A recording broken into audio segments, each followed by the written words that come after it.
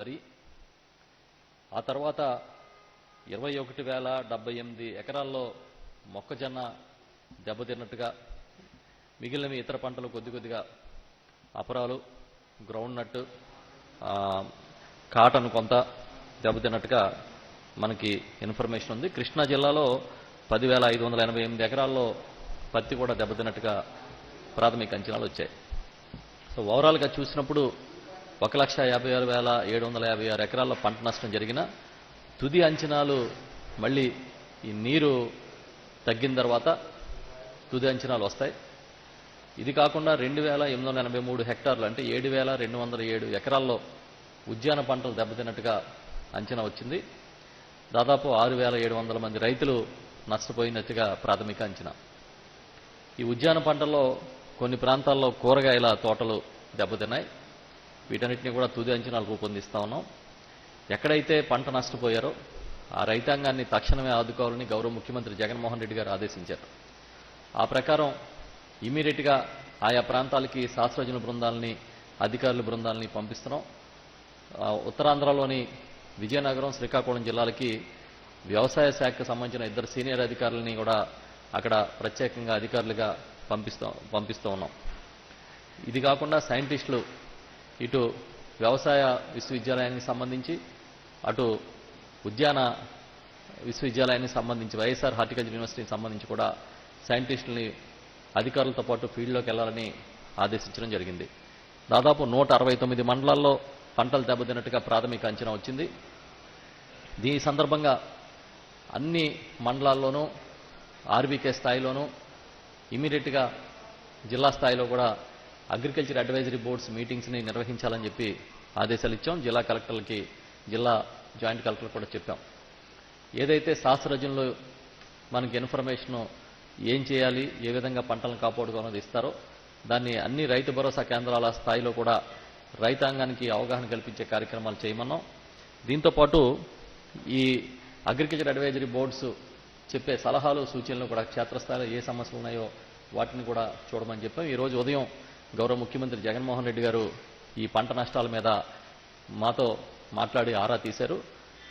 మన సీఎంఓ అధికారులు కూడా మాట్లాడారు. ఇమీడియట్గా తూర్పుగోదావరి, పశ్చిమ గోదావరి, కృష్ణా జిల్లాల్లో ఈ ఇరిగేషన్ డ్రైనేజీకి సంబంధించి ఎక్కడైతే ఈ ఎక్కువ గుర్రపు డెక్క తదితర తూడు వచ్చి ఇబ్బంది ఉందో తక్షణమే వాటిని తొలగించాలని చెప్పి ఆదేశాలు ఇవ్వడం జరిగింది. ఇరిగేషన్ అధికారులను కూడా ఫీల్డ్లోకి వెళ్ళమని చెప్పి చెప్పడం జరిగింది. రైతులు ఎక్కడ నష్టపోయినా, ఏ ఒక్క ఎకరం నష్టపోయినా కూడా తక్షణమే స్పందించి వారిని ఆదుకోవడానికి అన్ని చర్యలు తీసుకోమని గౌరవ ముఖ్యమంత్రి జగన్మోహన్ రెడ్డి గారు చెప్పారు. ఆ ప్రకారం ఆయన ఇచ్చిన ఆదేశాల మేరకు అన్ని ఏర్పాట్లు చేస్తూ ఉన్నాం. మన అగ్రికల్చర్ అధికారులు ఉన్నత స్థాయిలో ఎప్పటికప్పుడు సమాచారాన్ని సేకరించి మొత్తం చర్చిస్తూ ఉన్నాం. ఇప్పుడు ఈ పరిస్థితులు, తుఫాను నేపథ్యంలో రైతాంగాన్ని ఆదుకునే పరిస్థితులు ఒక పక్కన ఉంటే, మరో పక్క ఇంట్లో ఖాళీగా కూర్చుని ఏదో ఒక బురద జల్లాలి కాబట్టి ఈ ప్రభుత్వం మీద ఒక బురద వేస్తే వాళ్ళు కడుక్కుంటూ ఉంటారు. ఈ తుఫాను వ్యవహారాల్లో నిమగ్నమై ఉన్న వీళ్ళని డైవర్ట్ చేయాలనుకున్న తెలుగుదేశం పార్టీ నాయకులు ఈ రోజు ఉదయం ప్రెస్ మీట్లు పెట్టి వ్యవసాయానికి రాష్ట్రంలో ఏం జరగట్లేదని, వ్యవసాయాన్ని ఏదో గాలికి వదిలేశారని, ముఖ్యమంత్రి గారికి వ్యవసాయం పట్ల అవగాహన లేదని, వ్యవసాయ మంత్రి అసలు ఏమీ పట్టించుకోవట్లేదు అన్నట్టుగా రకరకాల ప్రచారం చేస్తూ ఉన్నారు. ప్రచారంలో తెలుగుదేశం పార్టీని కొట్టినోడు లేడు. ఇలా డైవర్షనల్ పాలిటిక్స్లో వాళ్ళది అందివేసిన చెయ్యాలి.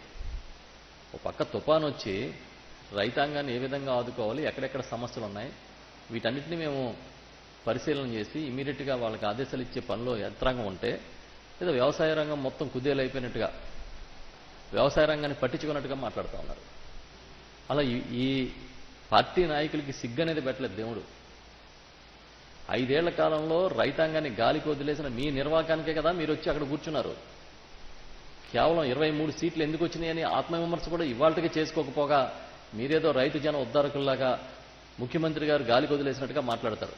నేను రైతు పక్షపాతిని, అది రైతు పక్షపాత ప్రభుత్వాన్ని ప్రకటించి మొట్టమొదటి రోజు నుంచి కూడా ఆ దిశగా పయనిస్తున్న ఆ దిశగా పయనిస్తున్న ముఖ్యమంత్రి గారికి ఈ ప్రభుత్వంలో ఏ విధమైన బాధ్యత తీసుకుని శ్రద్ధ వహించి చేస్తా ఉన్నారనేది సీఎం గారు ఎంత మనసు పెట్టి వ్యవసాయ రంగాన్ని, వ్యవసాయ అనుబంధ రంగాల్ని చేస్తా ఉన్నారని, అభివృద్ధి చేస్తారనేది ప్రతి ఒక్కరికి తెలుసు, రైతాంగం అర్థం చేసుకుంది.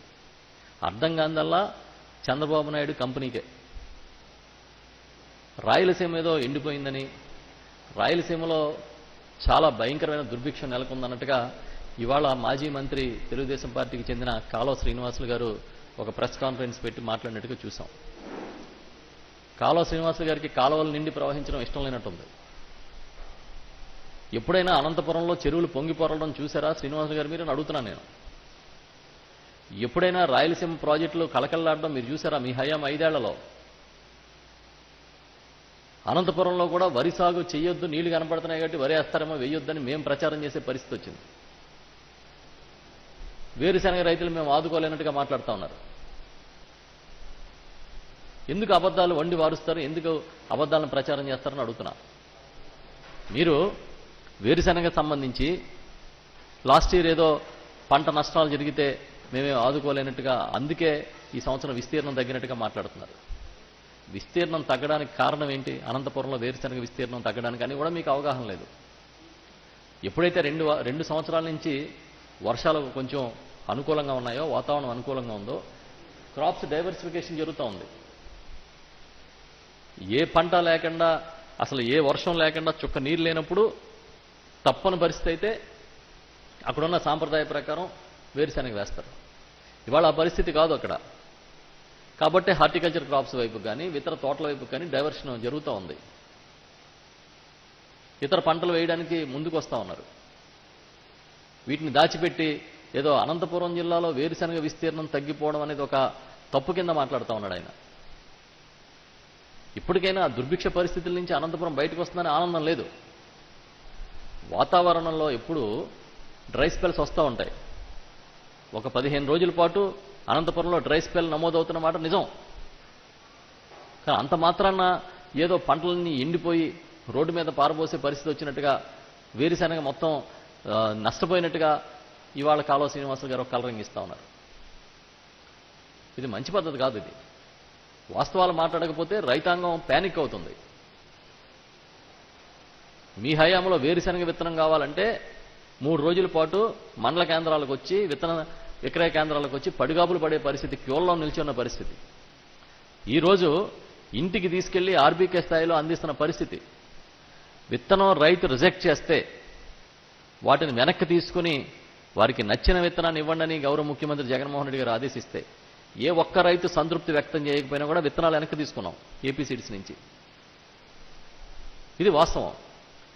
అక్కడి నుంచి మొదలుపెట్టి ఎంఎస్పీ వరకు, కొనుగోలు వరకు, ఎక్కడ విత్తనం నుంచి విక్రయం దాకా ప్రతి దగ్గర అడుగడుగునా చేయబట్టి నడిపించాలి రైతాంగాన్ని మా ముఖ్యమంత్రి జగన్మోహన్ రెడ్డి గారు చెప్తుంటే అది చేస్తా ఉన్నాం.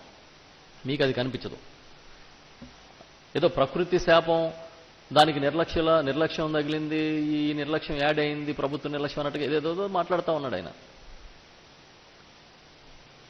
చంద్రబాబు నాయుడు గారి కంటే అర్థం కాదు. హైదరాబాద్లో కూర్చున్నాడు. మీకు తెలుసు కదా ఆ ఫీల్డ్లో ఏం జరుగుతుందో. మీరు అనంతపురంలో కదా ఉన్నారు. రాయలసీమ మీద ముసలి కన్నీళ్లు కారుస్తూ ఉన్నారు. ఎందుకు? రాయలసీమలో పుట్టిన చంద్రబాబు నాయుడు గారు ఏనాడైనా రాయలసీమ ప్రాజెక్టుల గురించి ఆలోచించాడా? ఒక్క ప్రాజెక్టుకి ₹1 ఖర్చు పెట్టాడా? ఆ రోజు మీకు నోళ్ళు రాలే. రాయలసీమ మీద ఎంత ప్రేమ కురిపిస్తున్న మీకు హంద్రినివాన్ అలా ఎందుకు వదిలేసావు బాబు అని ఒక్కరోజైనా మీరు అడిగారు 5 ఏళ్లలో? అవేమీ మీకు ఆ రోజు గుర్తుకు రాలేదు. ఈ రోజు వచ్చి చంద్రబాబు నాయుడు గారు ఏదో దేశోద్ధారకుడిలాగా, రాయలసీమ ఉద్ధారకుడిలాగా, మీరు రాయలసీమ ముఖ్యమంత్రి జగన్మోహన్ రెడ్డి గారిని మాట్లాడుతున్నారు. రాయలసీమకు ముఖ్యమంత్రి కాదని రాష్ట్రానికి ముఖ్యమంత్రి. రాయలసీమ దుర్భిక్ష పరిస్థితులు అర్థమయ్యాయి కాబట్టే రాయలసీమకి శాశ్వత నీటి వనరులను కల్పించడం కోసం ప్రయత్నం చేస్తుంటే మీరు కోర్టులకు ఎక్కి ఆ ప్రాజెక్టులు రాకుండా అడ్డుకునే ప్రయత్నం చేయట్లేదా? తెలంగాణ ఏదైతే అడ్డుకుంటోందో వాటికి మద్దతు ఇచ్చే మాటలు మాట్లాడలేదా మీరు? మీకు రాయలసీమ మీద ప్రేమ ఉందా? రాయలసీమ రైతాంగం గురించి మాట్లాడే హక్కు ఉందా మీకు అని అడుగుతున్నా నేను. ఏదో 4 వేరుశనగ మొక్కలు పీక్కొచ్చి ఒక డబ్బాలో పట్టుకుని ఆయన చూపిస్తా ఉన్నాడు. మొన్న కూడా ఆ మధ్యన చంద్రబాబు నాయుడు గారు వారోత్సవాలు చేయండి, వ్యవసాయానికి ఇక్కడంతా ఏం జరగట్లేదని వారోత్సవాలు చేయండి అన్నప్పుడు అప్పుడు కూడా ఇలాగే ఎండిపోయిన పంటలు పట్టుకొచ్చి ధర్నాలు చేయమని చంద్రబాబు నాయుడు గారు పిలిపించాడు. ఓ పక్కన ముంపు వచ్చేస్తుంది, వర్షాలు ఎక్కువయ్యి, వరదలు ఎక్కువయ్యి, రిజర్వాయర్లు పొంగి ప్రవహించి. కృష్ణా చూడండి, ఎప్పుడైనా అంత నీరు బ్యారేజీ దగ్గర వదలడం చూసారా మీరు? ఒక పక్కేమో నీరు విపరీతంగా వచ్చి చేరుతా ఉంది రిజర్వాయర్లో, బ్రహ్మాండం కలకల్లాడుతుందని ఆనందంగా ఉంటే, దానివల్ల అక్కడ ఇక్కడో ముంపు రావడం వల్ల కొంత నష్టం జరుగుతున్నమాట నిజమైతే, పంటలు ఎండిపోయిన పంటలు పట్టుకుని ధర్నాలు చేయండి అని పిలిపిస్తారు వీళ్ళు. పాత కాంతారావు సినిమాలు తీసినట్టుగా తీస్తారు. ఇంకా అదే కథలు, అదే కన్నీళ్లు, అదే మోస సినిమాలు తీయడానికి ప్రయత్నం చేస్తూ ఉంటారు. సిగ్గే లేదు. వ్యవసాయ శాఖ మంత్రి ఏమీ పనిచేయట్లేదు. ఈ వ్యవసాయ శాఖ మంత్రి మీ హయాంలో వ్యవసాయ శాఖ మంత్రులాగా మాత్రం పనిచేయదలుచుకోలేదు. కేవలం రైతాంగానికి ఏది కావాలో అదే చేస్తున్నాం. రైతులకి ఏ విధమైన అభివృద్ధి చేయాలి, ఏ రకమైన పనులు చేయాలని ముఖ్యమంత్రి గారు ఏం చెప్పారో అదే అమలు చేస్తా ఉన్నాం. ఇవాళ ధరల స్థిరీకరణ నిధిని ఏర్పాటు చేసి 3,000 కోట్లు పెట్టి దానికన్నా అదనంగా ఖర్చు చేసి ఇవాళ కొనుగోలు చేస్తా ఉన్నాం. శనగ రైతులు నష్టపోతే ప్రభుత్వం అధికారంలోకి వచ్చిన వెంటనే గౌరవ ముఖ్యమంత్రి జగన్మోహన్ రెడ్డి గారు క్వింటాల్కి 1,500 రూపాయలు ఆయన అదనపు ధర ఇచ్చి కొనుగోలు చేశారు మార్కెట్ ఇంటర్వెన్షన్ కింద. మరి మీకెందుకు మీ హయాంలో ఈ రాయలసీమ రైతుల మీద ముసలి కన్నీళ్లు కారుస్తున్న మీకు ఏనాడైనా అలాంటి ఆలోచన వచ్చిందా? ఒక్క శనగ రైతుని కానీ వేరుశనగ రైతుని కానీ మీరు ఆదుకున్నారా? ఎక్కడా లేని విధంగా, దేశంలో ఎక్కడా లేని విధంగా ఇవాళ ఇక్కడ కొన్ని పంటలకి మద్దతు ధర రాష్ట్ర ప్రభుత్వమే ప్రకటించింది. ముఖ్యమంత్రి గారి ఆదేశాల మేరకు నిర్ణయం తీసుకున్నాం. దాంట్లో ఉల్లి కానివ్వండి, చిరుధాన్యాలు కానివ్వండి, బత్తాయి, అరటి, ఈ పంటలన్నిటికీ ఎక్కడ మేలు జరుగుతుంది? రాయలసీమ రైతాంగానికి మేలు జరుగుతుంది. మిరప, పసుపు, ఉల్లి, చిరుధాన్యాలు, అరటి, బత్తాయి, వేరుశనగ గ్రేడ్ 1, పప్పు శనగ గ్రేడ్ 1 కింద మార్చి ఇవాళ కొత్తగా ఇక్కడ ఎంఎస్పీలు అనౌన్స్ చేశాం ఈ రాష్ట్రంలో. ఇప్పుడు నేను చదివిన ఏ పంట అయినా సరే రాయలసీమను దృష్టిలో పెట్టుకుని చేసిందే. బత్తాయి విస్తీర్ణం రాయలసీమలోనే ఉంది, అరటి అత్యధిక విస్తీర్ణం రాయలసీమలోనే ఉంది, ఉల్లి రాయలసీమలోనే పండుతుంది, వేరుశనగ రాయలసీమలోనే పండుతుంది. ఇదంతా రాయలసీమ రైతాంగం మేలు కోసం చేస్తున్న పనులు కాదా అని అడుగుతున్నా. ఏనాడైనా మీకు ఇలాంటి ఆలోచన వచ్చిందా? మీకు రాదు. జగన్మోహన్ రెడ్డి గారి మీద పడి రోజు రోధించడం తప్ప మరొక ఆలోచన మీకు లేదు.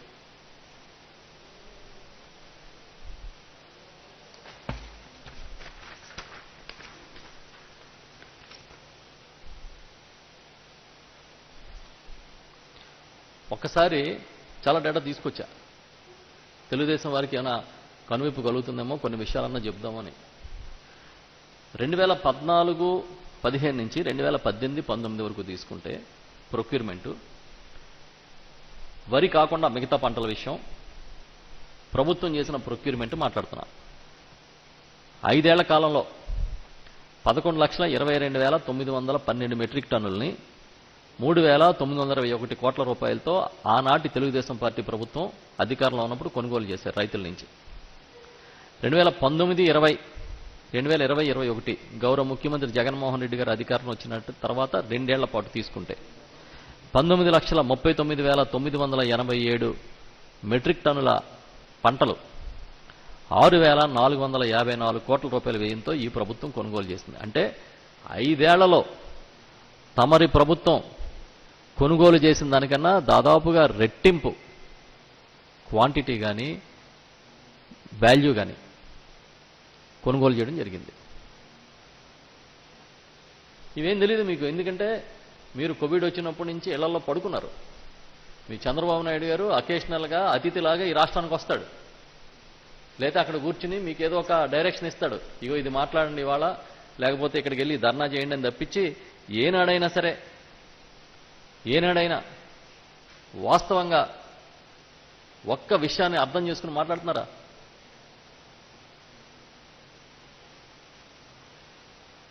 మొన్న కూడా చాలా సుదీర్ఘకాలం ఆర్థిక మంత్రిగా రాష్ట్రాన్ని పనిచేసిన యనమల రామకృష్ణ గారు ఏదో వ్యవసాయం సంక్షోభంలో కూలిపోతుందని మాట్లాడుతూ ఉన్నాడు. ఆయన ప్రకటన ఇచ్చారు.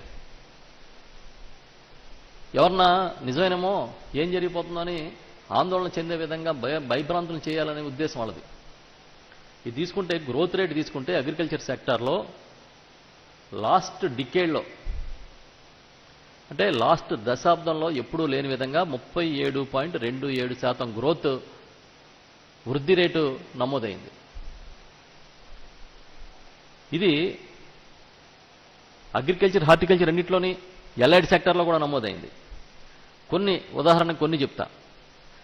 వ్యవసాయంలో 2014-15లో కాంట్రిబ్యూషన్ జీవీఏ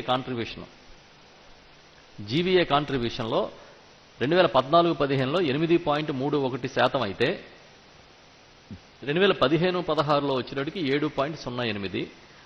ఆ తర్వాత 16-17 పడిపోయింది 6.12. 17-18 ఇంకా పడిపోయింది 5.82. 18-19 ఇంకా పడిపోయింది 4.75. 2019-20 వచ్చేటప్పటికి ఇది మళ్ళీ కాన్స్టెంట్గా 5.52, 5.20 నమోదైంది. హార్టికల్చర్ తీసుకోండి. 2014-15లో 7.87% నమోదైతే 2020-21 వచ్చేటప్పటికి 19-20 వచ్చేటప్పటికి 9.23, 2020-21 వచ్చేటప్పటికి 10.31% నమోదైంది.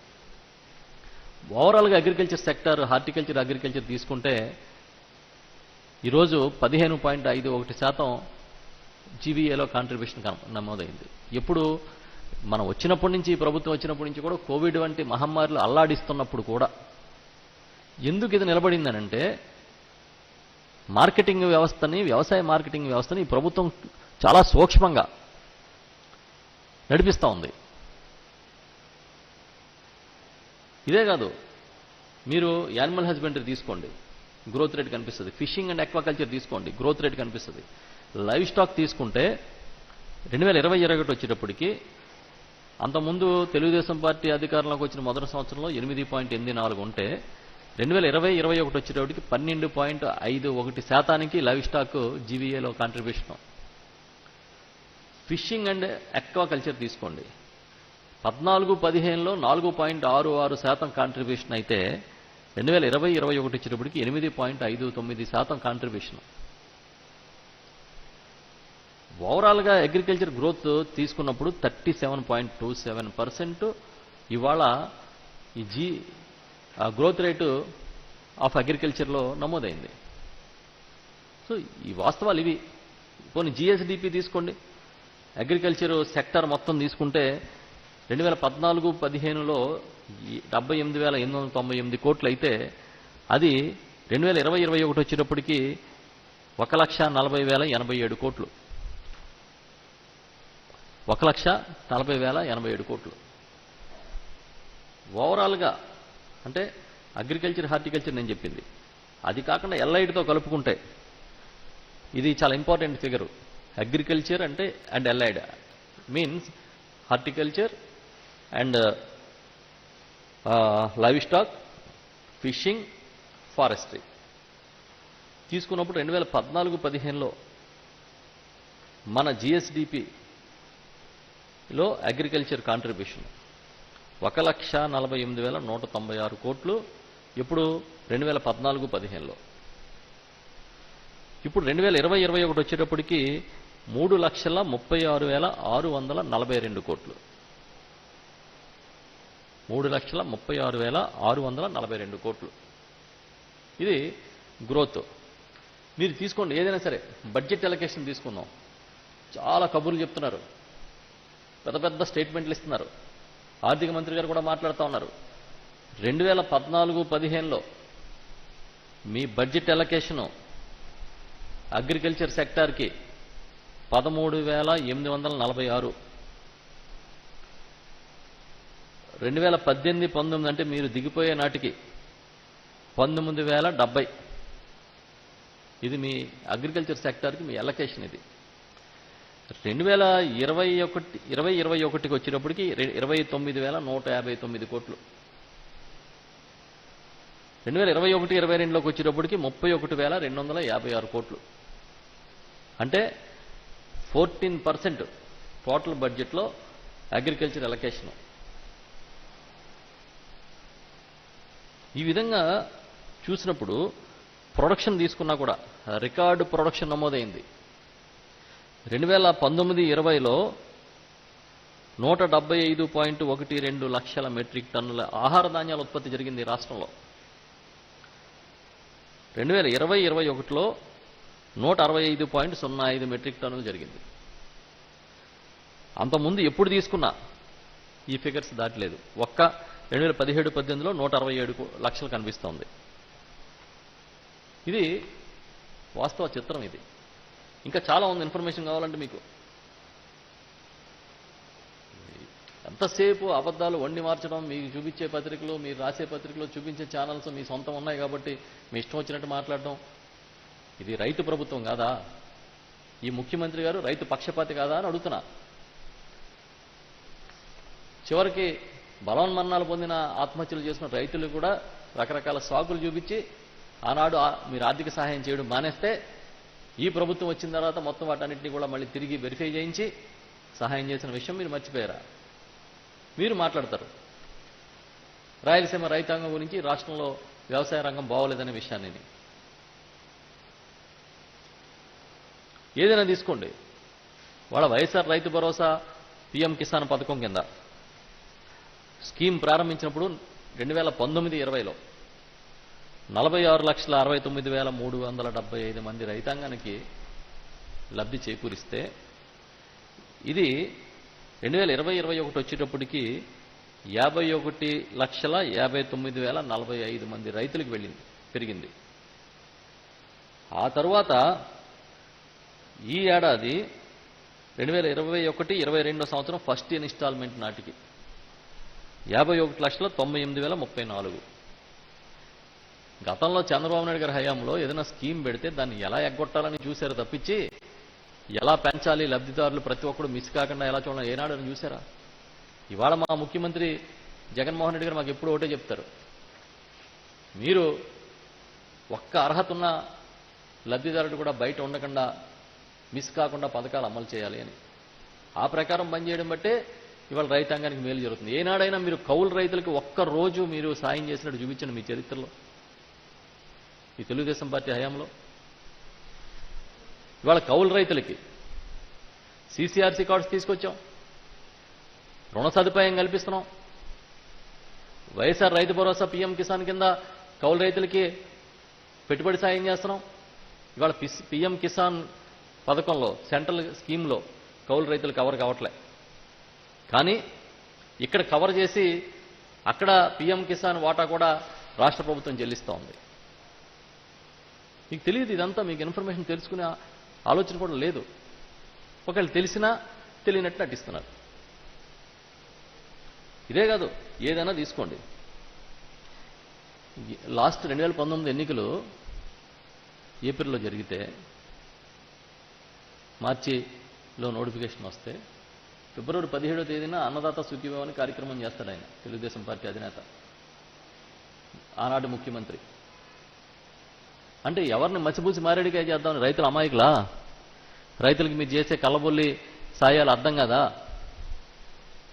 మనసున్న నాయకుడు కాబట్టి, మనసున్న ముఖ్యమంత్రి కాబట్టి వచ్చిన రోజు నుంచే ఇవాళ నేను సాయం చేస్తాను ముందుకు వచ్చాను. ఈ రాష్ట్రంలో ఏ ఒక్క రైతు నష్టపోకూడదనే ఏ సీజన్లో జరిగిన పంట నష్టాలకు ఆ సీజన్లో పరిహారం ఇచ్చే కార్యక్రమం చేస్తా ఉన్నాం. మీరు ఎప్పుడైనా ఒక పంట నష్టం జరిగితే అదే సీజన్లో సాయం ఇచ్చారా అని నేను అడుగుతున్నా.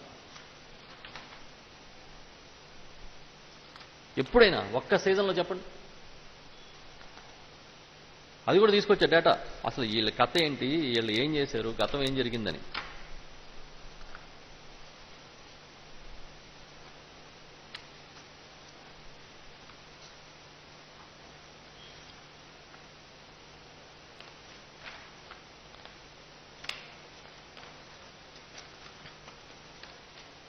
1 minute, 1 minute.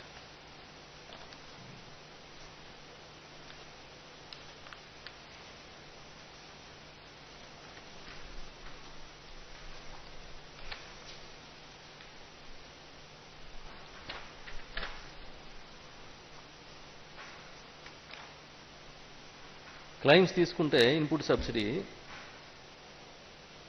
2014లో కరువు వస్తే 2015లో సాయం చేశాడు నవంబర్లో. 2015లో కరువు వస్తే 2016 నవంబర్లో ఇచ్చారు. 2016లో వస్తే సెటిల్మెంటు 2017లో చేశారు. 2017లో వస్తే 18లో ఇచ్చారు. 18లో వస్తే 2019 ఫిబ్రవరిలో ఎన్నికల ముందు ఇచ్చాడు. 2018 డ్రాట్కి సంబంధించి సెటిల్ చేయనేలే, ఇన్పుట్ సబ్సిడీ ఇవ్వలేదు. కానీ గౌరవ ముఖ్యమంత్రి జగన్మోహన్ రెడ్డి ఒకటే చెప్పారు, ఈ ప్రభుత్వం విధానం ఏంటంటే ఏ సీజన్లో పంట నష్టం జరిగితే ఆ సీజన్లోనే పరిహారం ఇస్తామని. గత ఏడాది నివార్ తుఫాను సందర్భంలో కానీ, భారీ వర్షాలు వచ్చిన ఇతర సందర్భాల్లో కానీ పంట నష్టపోయిన ప్రతి ఒక్కసారి సీజన్లోనే పరిహారం ఇచ్చి రైతును ఆదుకున్న చరిత్ర అయింది. తెలిసి తెలియకుండా అబద్ధాలు మాట్లాడే కార్యక్రమం చేయడం మంచిది కాదని ఈ సందర్భంగా చెబుతూ, పంట నష్టాలు జరిగితే తప్పకుండా ఆదుకుంటాం, ప్రతి రైతుని కూడా ఆదుకుని తీరతామని చెప్తూ ఉన్నా. ఇప్పటికైనా సరే వాస్తవాల్ని మీరు కొంచెం అర్థం చేసుకుని, లేకపోతే పచ్చి అబద్ధాలు మాట్లాడకుండా ఏదో రాజకీయం కోసం విమర్శలు చేస్తున్నాం అనుకుని చేస్తే అది మీ ఇష్టం, కానీ మాట్లాడితే మంచిదని చెప్పి తెలియజేస్తూ ఉన్నా.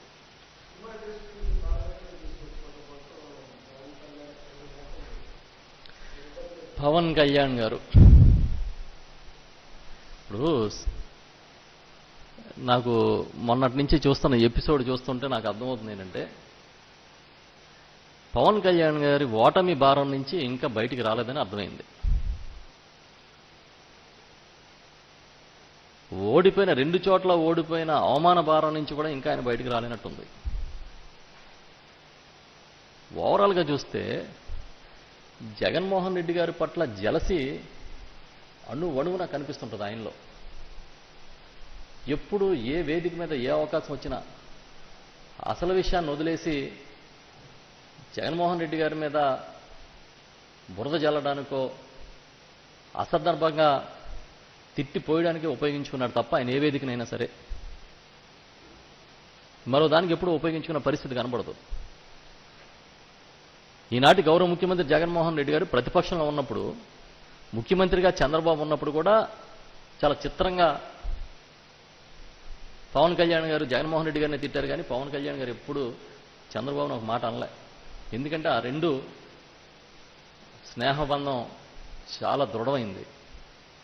ఇవాళ కూడా ఆ బంధం ఏం విడిపోయినట్టుగా అనిపించట్లే.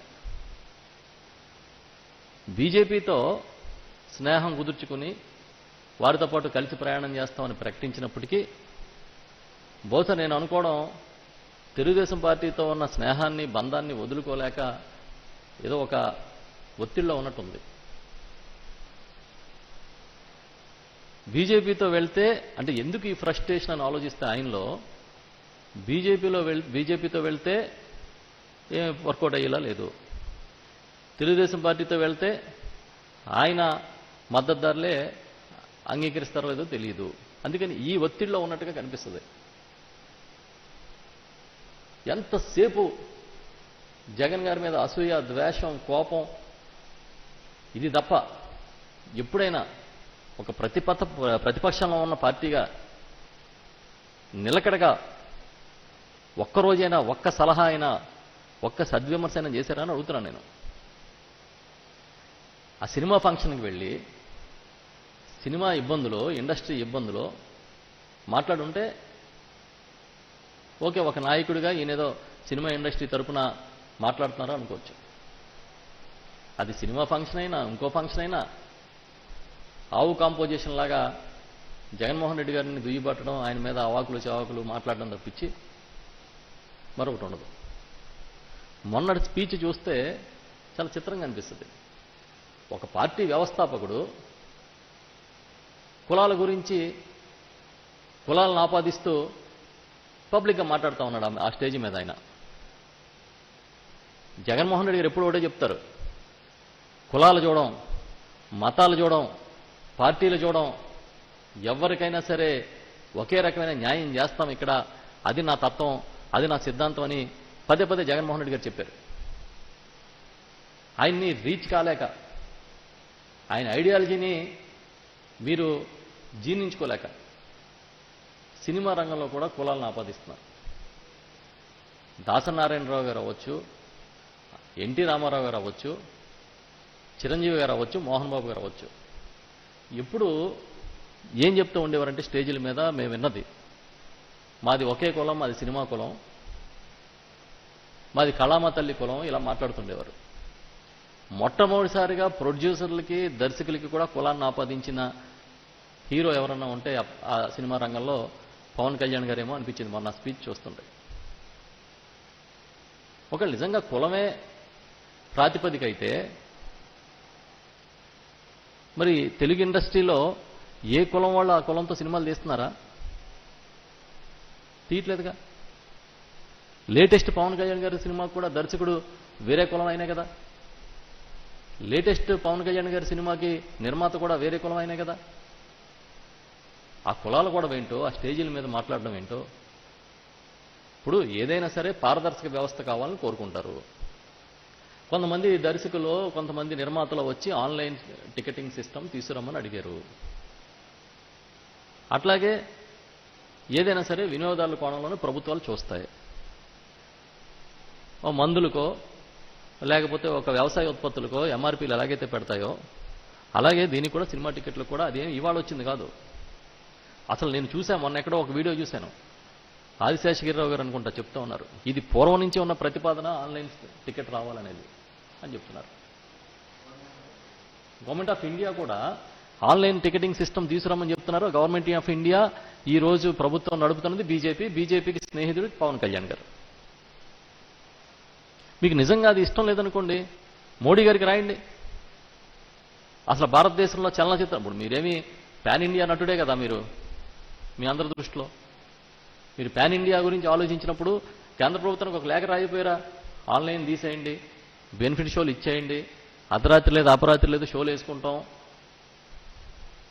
మీకు కావాల్సినంత రేటు పెట్టుకుంటాం, చూసినట్టు చూస్తాడు లేకపోతే పోతాడు, పైరసీ జరుగుతుంది, టికెట్లు కొనుక్కోలేనివాడు అధిక రేట్లు పెట్టి టికెట్ కొనుక్కోలేకపోతే పైరసీ చేసుకుని ఇంట్లో చూస్తాడు, దానివల్ల మేము పూర్తిగా నష్టపోయినా పర్వాలేదు, ఇలా రాయండి.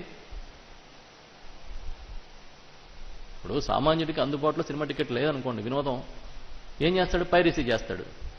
మళ్ళీ పైరసీ అయిపోతుంటే ప్రభుత్వం పట్టించుకుంటుందని మీరే గొడవ చేస్తారు. నిజంగా సినిమా ఇండస్ట్రీ మీద దాన్ని బాగు చేయాలని, దాన్ని మేలు కోరుకునే వాళ్ళు అయితే ఈ పద్ధతిలో మాట్లాడతారా? సలహా సూచనలో లేకపోతే ఈ విధంగా చేయండి ఒక డిమాండో జరుగుండేది ఆ వేదిక పైన. అలా కాకుండా జగన్మోహన్ రెడ్డి గారిని తిట్టడం, మంత్రుల్ని సన్నాసులనే భాష మాట్లాడడం, ఒకవేళ అదే సంస్కారవంతమైన భాషను మీరు అనుకుంటే అది మీ విజ్ఞత. మంత్రుల్ని సైతం సన్నాసులు మాట్లాడుతూ ఉంటే అది మీ విజ్ఞత అనుకోవాలి మీకు. ఇప్పుడే కాదు, ఏ సభలో అయినా సరే ఆయన మాట్లాడే భాష అట్లాగే ఉంటుంది. చాలా సందర్భాల్లో చూసాం. మనం నీతి చెప్పాలంటే మనం ఆచరించాలి. ఎదటివాడి భాష బాగోలేదని మాట్లాడుతున్నప్పుడు అది మనం ఆచరించి చూపించాలి. పైగా ఒక పార్టీ వ్యవస్థాపకుడిగా ఉండి ఒక పెద్ద ప్రభావం చూపించగలిగిన నటుడిగా ఉన్నప్పుడు ఈ పద్ధతి కరెక్ట్ అని అనుకుంటున్నారా? నేను అనుకుంటా ఈ దేశంలో హుందాతనంతో పరిపాలన చేస్తున్న నాయకుడు కానీ వ్యవహరిస్తున్న నాయకులు అతి తక్కువ మందిలో మన ముఖ్యమంత్రి వైఎస్ జగన్మోహన్ రెడ్డి గారు ఒకరు.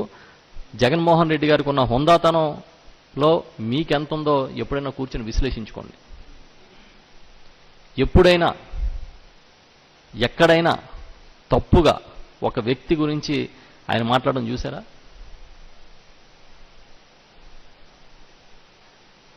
తన దగ్గర పనిచేసే అటెండర్ దగ్గర నుంచి డ్రైవర్ దాకా అన్నాన్ని పిలిచే సంస్కారవంతమైన నాయకుడు జగన్మోహన్ రెడ్డి గారు.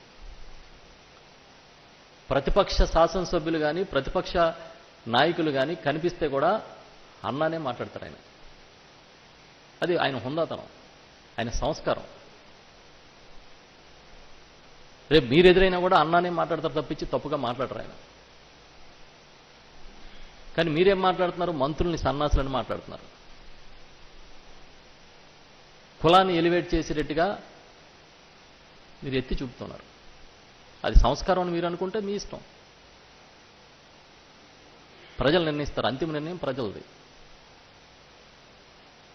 ఒక నాయకుడికి 10 ఏళ్ల కష్టంలో ఏ విధమైన ఫలితం 2019 ఎన్నికలు వచ్చిందో చూడండి. ప్రజలకి ఎందుకు అంత చేరువయ్యాడనేది మనం అర్థం చేసుకుంటే తెలుస్తుంది ఒక నాయకుడి గురించి. 151 సీట్లు 175లో. నాకు తెలిసి ఆయన పోటీ చేసిన పులివెందులకైతే ప్రచారానికి కూడా వెళ్ళి ఉంటారని నేను అనుకోను. 25 పార్లమెంట్లకి 22 పార్లమెంట్ సీట్లు. అంటే ప్రజల్లో ఎంత నమ్మకం ఉంటే వచ్చి ఉంటుంది ఆ రిజల్ట్? ఎంత శక్తి సామర్థ్యాలు ఉంటే ఇంతమందిని ఏకతాటిపై నడపగలుగుతూ ఉంటారైనా? అలాంటి నాయకుడిని పట్టుకుని ఏ భాష పడితే ఆ భాష మాట్లాడి అదే సంస్కారం మీరు అనుకుంటే అది మీ విజ్ఞత. నిజంగా ఇండస్ట్రీ మేలు కోరిన వ్యక్తులు అయితే అలా మాట్లాడతారా? అంతకుముందు కూడా ఒక సభలో చిరంజీవి గారు మాట్లాడినట్టుగా చూశాను నేను. ఆయన మాట్లాడిన తీరేంటి, మీరు మాట్లాడిన తీరేంటి?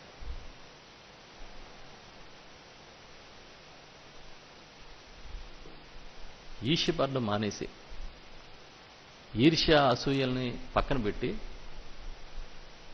ఒక నాయకుడు ఎలా ఉండాలో జగన్మోహన్ రెడ్డి గారి దగ్గర నేర్చుకుంటే మంచిది.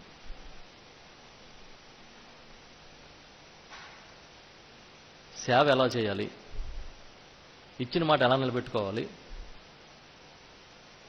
మాట తప్పడు మడమ తిప్పడు, చెప్పాడంటే చేస్తాడంటే ఒక బ్రాండింగ్ ఆయనకు వచ్చిందంటే ఏ విధంగా పనిచేస్తున్నారు. ఇవాళ ఏ నాయకుడైనా సరే ఆయన చూసి విశ్లేషించుకోవాల్సిన అవసరం ఉందని నేను భావిస్తున్నా.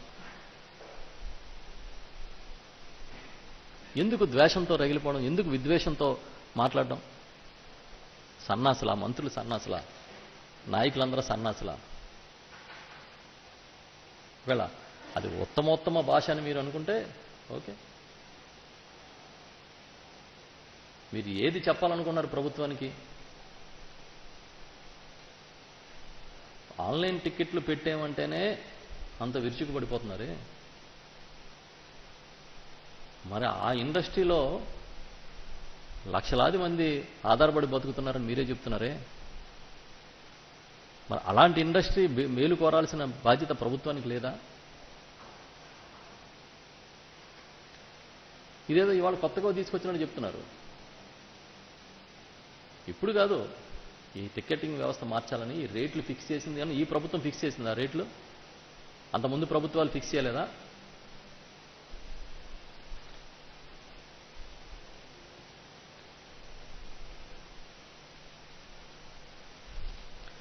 ఇప్పుడు ప్రజాక్షేత్రంలో జగన్మోహన్ రెడ్డి గారి ప్రభ చూసి మొన్న స్థానిక ఎన్నికల ఫలితాలు కూడా వచ్చాక ఆయన పరపతి ఎంత బలంగా ప్రజల్లో వేళ్ళు ఊనుకుంటుందనేది అర్థం చేసుకున్న తర్వాత నేను అనుకోవడం పవన్ కళ్యాణ్ గారికి ఇంకా బాధ ఎక్కువైనట్టు అనిపిస్తుంది. ఇదేదో ఇవాళ రేపుడుతో అయ్యేది కాదని అర్థమైనట్టుగా అనిపిస్తుంది.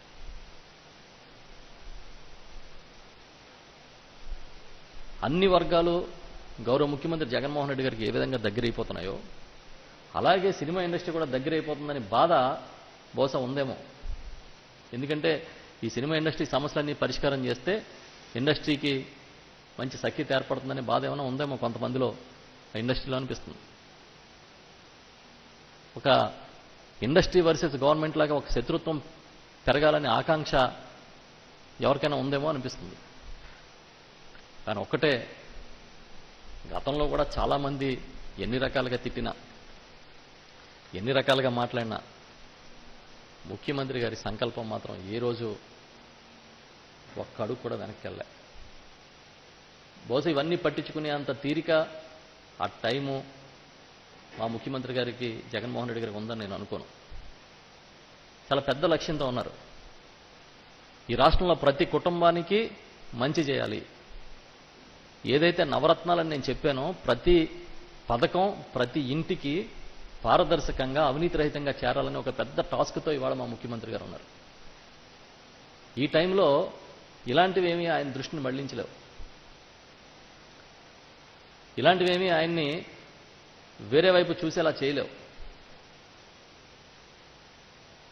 చాలా పెద్ద టాస్క్తో ఉన్నారు ఆయన. ఈ రాష్ట్రంలో ప్రతి కుటుంబాన్ని పేదరికం నుంచి బయటకు తీసుకురావాలి. ఈ రాష్ట్రంలో ప్రతి కుటుంబాన్ని ఆదుకోవాలి. ఈ రాష్ట్రంలో వ్యవసాయ రంగాన్ని కానీ, విద్యా రంగాన్ని కానీ, వైద్య రంగాన్ని కానీ సమూలంగా ప్రక్షాళన చేయాలన్న పెద్ద టార్గెట్తో ముందుకెళ్తున్నారు. మీకు తెలుసా, ఎప్పుడైనా ఈ రాష్ట్రంలో 16 మెడికల్ కళాశాలలు ఒక్క ముఖ్యమంత్రి ఏర్పాటు చేయగలుగుతారని మీరు ఎవరన్నా కలగన్నారా? కార్పొరేట్ స్కూల్స్కి ధీటుగా ప్రభుత్వ పాఠశాలని మారిస్తే రాష్ట్ర వ్యాప్తంగా 6 లక్షల మంది విద్యార్థులు గవర్నమెంట్ స్కూల్స్లోకి కొత్తగా వచ్చి జాయిన్ అవుతారని మీరు ఎప్పుడైనా ఊహించారా? నేను మళ్ళీ ఇందాక ఎక్కడో చదివా, పాలసీ టెర్రరిజం అనేది మాట్లాడుతున్నారు. ఏంటి పాలసీ టెర్రరిజం? నాకేం అర్థం కావట్లేదు. అంటే పాలసీలతో ఎవరిని భయపెట్టారని టెర్రరిజం అంటారు మీరు? ఏ పాలసీ ఎవరిని దూరం చేసింది? ఎవరిని భయపెట్టింది? ఎవరిని భయపెట్టిందంటే, గవర్నమెంట్ స్కూల్స్లో ఇంగ్లీష్ మీడియం తీసుకొస్తానంటే తెలుగుదేశం పార్టీ లాంటి పెద్ద పెద్ద నాయకులకి వెన్నులో వణుకు పుట్టింది.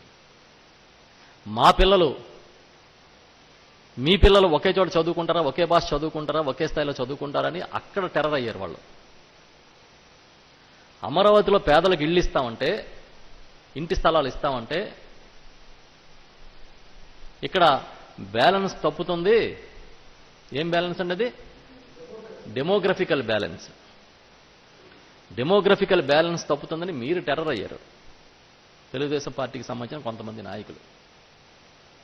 ఒకవేళ అదే టెర్రరిజం అయితే మంచిదే కదా. పేదలకి మంచి చేసి వాళ్ళని దోచుకుని తినే వర్గాలకే టెర్రర్ పుట్టేలాగా పాలసీలు వస్తే అది మంచిదే కదా. ఎందుకింత ఆక్రోశం అని అడుగుతున్నాను నేను. ఒక్కడు గుర్తుపెట్టుకోండి, నేను ఇంత ముందే చెప్పినట్టుగా ఇప్పుడు ముఖ్యమంత్రి గారికి పవన్ కళ్యాణ్ గారిని పట్టించుకునే అంత తీరిక లేదు, అంత లక్ష్యం లేదు. ఆయన ఇంకా చాలా పెద్ద లక్ష్యంతో ఉన్నారు. ఈ రాష్ట్రంలో ప్రతి కుటుంబానికి, ప్రతి వ్యవస్థకి, ప్రతి వర్గానికి మంచి చేయాలనే లక్ష్యంతో ఉన్నారు. కాబట్టి తప్పకుండా అందులో భాగంగా కష్టాలు వచ్చినా ఏ వర్గానైనా, ఏ పరిశ్రమనైనా ఆదుకుంటారని చెప్పి ఈ సందర్భంగా చెప్తున్నాను. ఓకేనండి, రైట్, థ్యాంక్ యూ.